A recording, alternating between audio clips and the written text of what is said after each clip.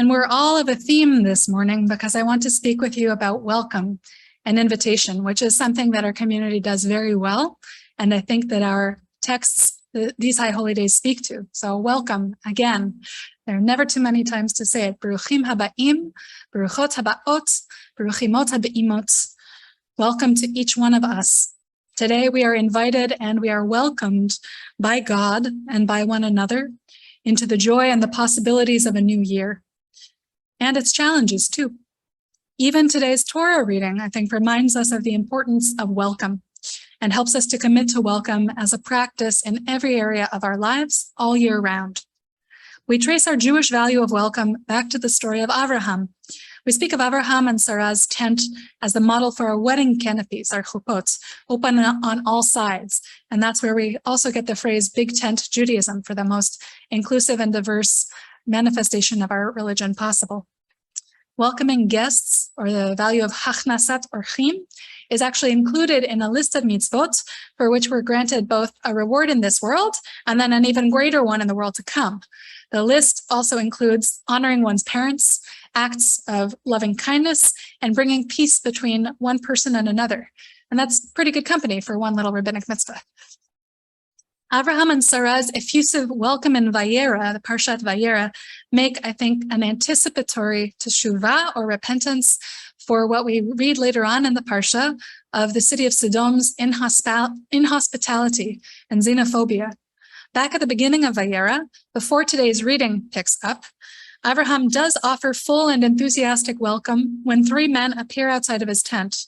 Avraham runs to meet them. He offers them water and a foot bath, the shade of some oak trees in which to rest. He slaughters a young calf to make lunch for them. And he has Sarah bake them bread cakes and brings out both sour milk and sweet. Our younger members did a beautiful job with this story just an hour or two ago downstairs. Avraham and Sarah's offered welcome is what then allows them narratively to receive the most welcome news for them in the world, that Sarah will become pregnant and Sarah will have a child. If Avraham had behaved grudgingly or churlishly, those three divine messengers, whom they eventually reveal themselves to be, they might have stayed silent. It's true, however, that Avraham and Sarah have a mixed track record on being welcoming. The expulsion of Hagar and her son is an anti-welcome, a scene of great pain for Avraham, and no less, I think, for us. How could our Jewish ancestors first force a vulnerable young woman whom they had enslaved to give birth, and then expel her and their child from the camp? Sarah feels she needs to protect or hoard Yitzchak's birthright and his inheritance of God's promise through Avraham. She commands, her son shall not inherit with my son. Although God tells Avraham to listen to Sarah's voice and to not be distressed by Hagar's expulsion, God steps in to guarantee Hagar and Ishmael's security and to promise reparations. God does that piece of teshuvah for Avraham and Sarah. Hagar and Ishmael are saved, but they don't return to Sarah and Abraham's home until Sarah and Abraham have died. Our Torah sets this distressing scene in high contrast against the successful conclusion of Abraham's talks with King Avimelech. That was the second part of our Torah reading this morning. Avimelech's servants had seized Abraham's wells and claimed that Abraham never dug them. Avimelech publicly recognizes that the contested wells are in fact Abraham's, and the two leaders seal their relationship with a commitment to mutual respect and peacekeeping. They swear two oaths. Avimelech engages personally in an act of teshuvah, which strengthens his and Abraham's ability to trust one another so that Abraham can feel safe settling more permanently in Be'er Sheva. The chapter and our reading today both conclude with Abraham planting an eshel, vayita eshel. It's often translated as a tamarisk tree, and he plants it at Be'er Sheva, and he invokes there the name of Hashem, the everlasting God. So Bill read for us. Avimelech's act of teshuvah is, I believe, what allows Avraham to plant, because when we are really and truly welcomed, we put down roots. The Talmud quotes two different rabbinic opinions about this eshel, this plant that Avraham planted, and both possibilities demonstrate Avraham's long-term commitment to welcome. Reish Lakish and Rabbi Yehuda say that the Eshel is an orchard of fruit-bearing trees from which Avraham will be able to feed guests when he and Sarah welcome them.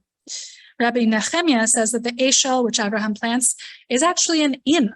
He connects it to a verse about planting tents, like planting your tent in the earth. And this inn would help them protect and welcome even more guests. These are long processes. Fruit-bearing trees take at minimum 3 years of patient cultivation before their fruit can be harvested, and very precious personal space and resources go into guest house construction. We see Avraham here flush with his home's new security. He's just sworn that oath with Avimelech. What does he do? He expands its doors. He widens his capacity to welcome. He and Sarah are going to share that stability and that nourishment with more guests, more strangers, so that all who come to stay can feel welcome enough to put down their own roots. The Vilna Gaon on Kol Eliyahu on Vera, on this parsha, offers an interpretation. He says that planting this Eshel not only facilitated Abraham's practice of hospitality, but actually symbolized a new start for the world. The Vilna Gaon says that Adam, Noach, and the citizens of the city of Sodom all failed in specific areas of Jewish ethics. Adam sinned through eating that apple from the tree of knowledge of good and evil. Noach sinned through drinking to excess during his post-flood traumatic disarray. And the city of Sodom sinned through its people's violent response to 2 foreign guests and tried to harm 2 angelic beings who retreat to Lot's house for safety. Ultimately, as punishment, God razes Sodom to the ground. The Vilna Gaon contends that Avraham, transcending these deeds of his spiritual ancestors, served God in how he ate, in how he drank, and how he welcomed. I don't think that the Vilna Gaon took Hagar into his accounting. We are the heirs of Avraham and Sarah. We inherit their instincts to welcome, to host, to feed, to refresh, and to serve. When we feel security in our own persons and resources, to share that and to invite others into it. We also inherit Avraham and Sarah's sin of fear, of holding too tightly and hoarding what we claim as our birthright, and sending away people who we should have supported. We are also the heirs of Hagar. Her story too is ours. From how many doors have Jews been turned away, told, "You're no longer wanted here"? How many of us have cried out in the wilderness and been answered miraculously from compassion more expansive than we could ever have hoped for? Each act of Jewish welcome that we create can be teshuvah for the acts of anti-welcome of which our ancestors and we have been guilty. We can make Jewish welcome our answer to our own experiences of expulsion on both sides of that door. We are blessed to have in our own lives beloved spaces and relationships into which we can welcome others. Just look around for a moment. This is a space. This is a space for welcome. We can welcome also into a sharing of spirit and activity.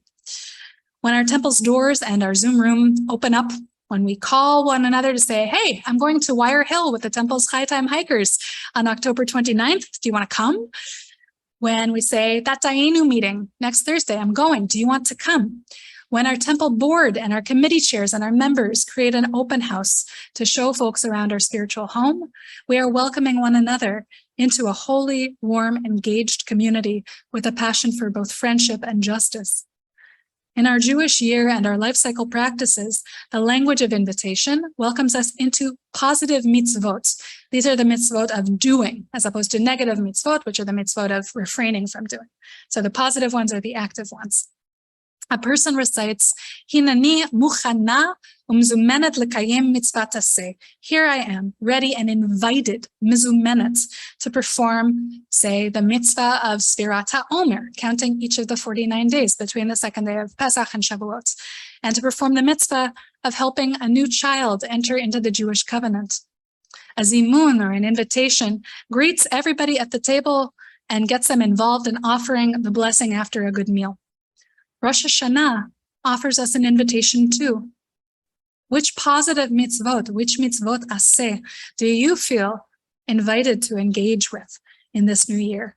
Into which beneficial actions of chesed, of loving kindness, and of tzedakah, of justice, might you invite others to join you. Welcome and invitation move mountains. It can be very hard to start a new activity or even to enjoy the company of a new friend until you're personally invited to do so. I can make all the good, sincere, truthful resolutions in the world to go to the gym, but I don't actually get myself through those doors until I have a buddy who calls and says, hey, I'll meet you there in half an hour. We don't do until we're invited. We don't do until we're welcomed. In that spirit, I also, echoing our President Jen Lamprin, want to invite you, yes, you, to volunteer as part of our temple. An hour here or there of your time doing something that you enjoy with convivial people makes a world of difference. Our bulletins and our shavuons, as Michelle mentioned, offer a wide range of volunteer opportunities, activity here or there, a committee, the board, and more. And if you are willing, if you'd like to get involved, but you're not sure yet what's going to fit you best and what you're going to enjoy, reach out to us.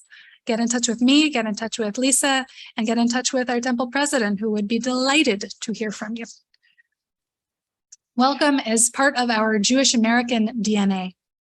Irene Shalak and other members of our Social Action Committee, chaired by Lisa Herzl, have been welcoming new Afghan refugees this past year, helping them to get settled and on their feet in partnership with the International Institute of New England, Universalist Unitarian Church of Haverhill, and other interfaith allies. Zach Canula collected all kinds of bikes for folks and gave them transportation. And with the Merrimack Valley Interfaith Sanctuary Network, our members, Sharon Russell, extra vigorous among them, have also continued to support 2 asylum seekers. One is from Togo and one is from Ecuador, and their new baby.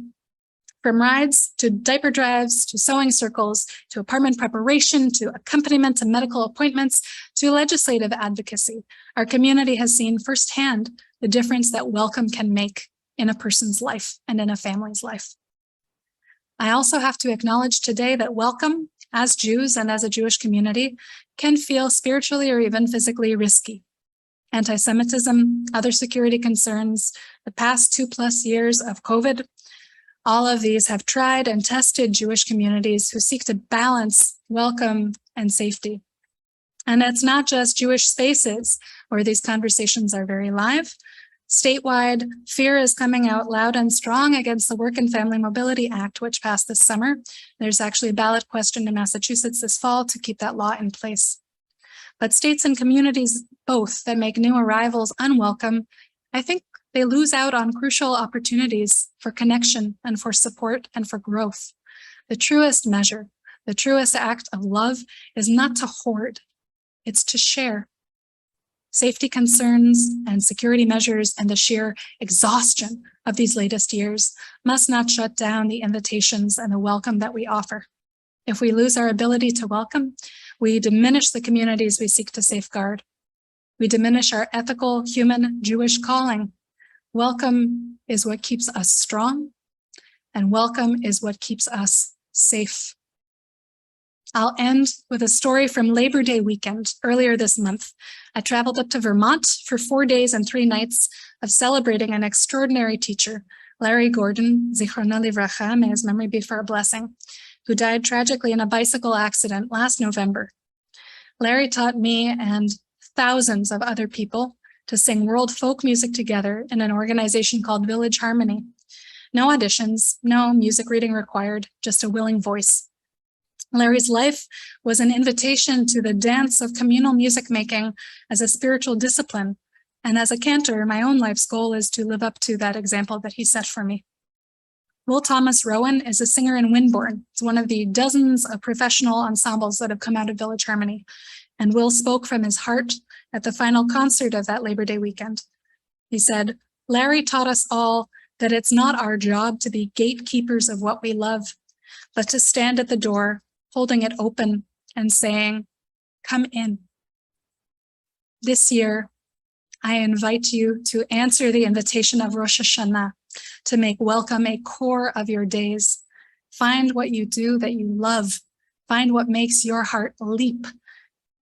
Acknowledge that we are, like Avraham and Sarah, capable of destructive fear, each one of us, but capable also of open-hearted invitation. Stand at that door to your community, to your passion project, to your insights, holding it open and say, come in, and watch your welcome change our world. L'shana tova u'metuka lachem. Sweet and good new year.